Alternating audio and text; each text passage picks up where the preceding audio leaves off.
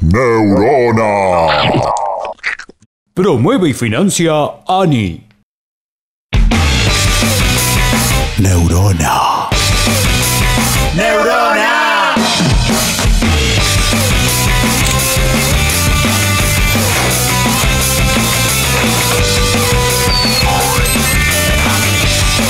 Neurona.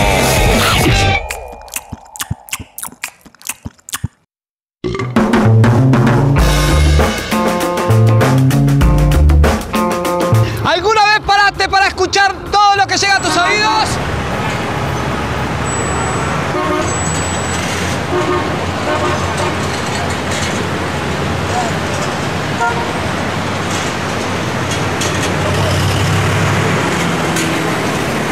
Aunque no podemos verlos y a muchos no le prestamos atención, los sonidos nos llegan de diferentes direcciones.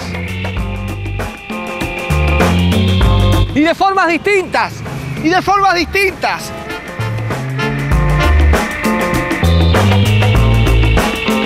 Hoy nos preguntamos en Neurona, ¿cómo suena el sonido?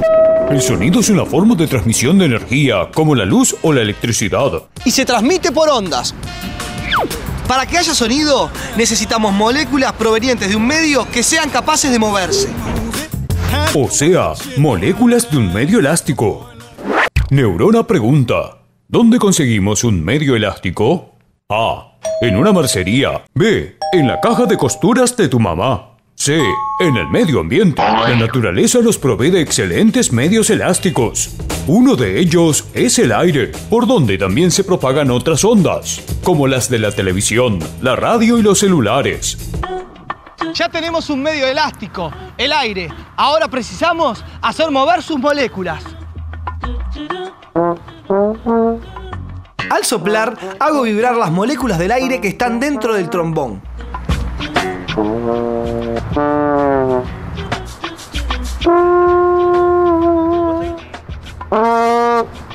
Lo más interesante es que esa vibración es altamente contagiosa. Las moléculas vibran y se van contagiando unas a otras a lo largo del tubo de metal. Las últimas en vibrar contagian a las que están afuera, y así sucesivamente, formándose la onda sonora. Mover las partículas no significa soplarlas. El viento es producido cuando las partículas de aire se desplazan en el espacio. Para que se produzca sonido, las partículas también deben moverse, pero lo hacen prácticamente en su lugar, o sea, vibran. Vamos a propagar otros sonidos.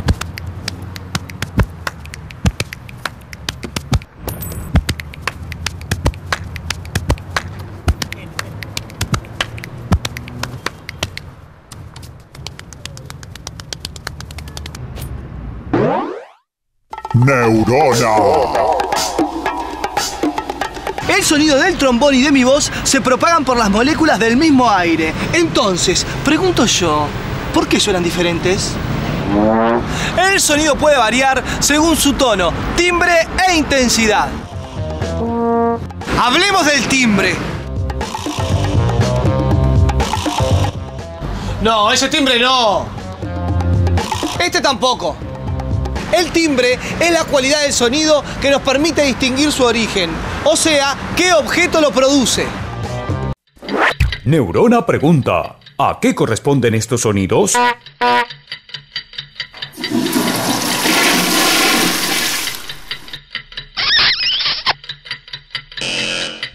El tono es la característica del sonido que nos permite ubicarlo en una escala, entre los agudos y entre los graves. El tono depende de la frecuencia de la onda, o sea, de la rapidez con que vibran las moléculas. Cuando las vibraciones son lentas, los sonidos son graves. Son graves. Si la vibración de las moléculas es rápida, los sonidos serán agudos. Serán agudos. La velocidad de la vibración de las moléculas se mide en hertz. Menos de 20 hertz producen infrasonido, que nuestros oídos no pueden captar. Si la onda tiene más de 20.000 Hz, se llama ultrasonido y tampoco podemos escucharla. ¡Ah! Para completar las características de la onda sonora, tenemos que hablar de la intensidad. La intensidad nos da la idea de la cantidad de energía que está propagándose por la onda sonora.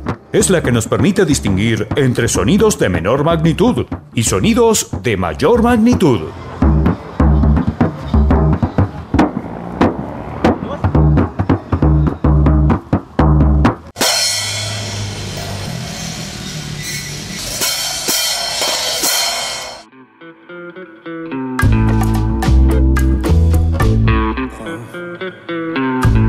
No toques más, por favor.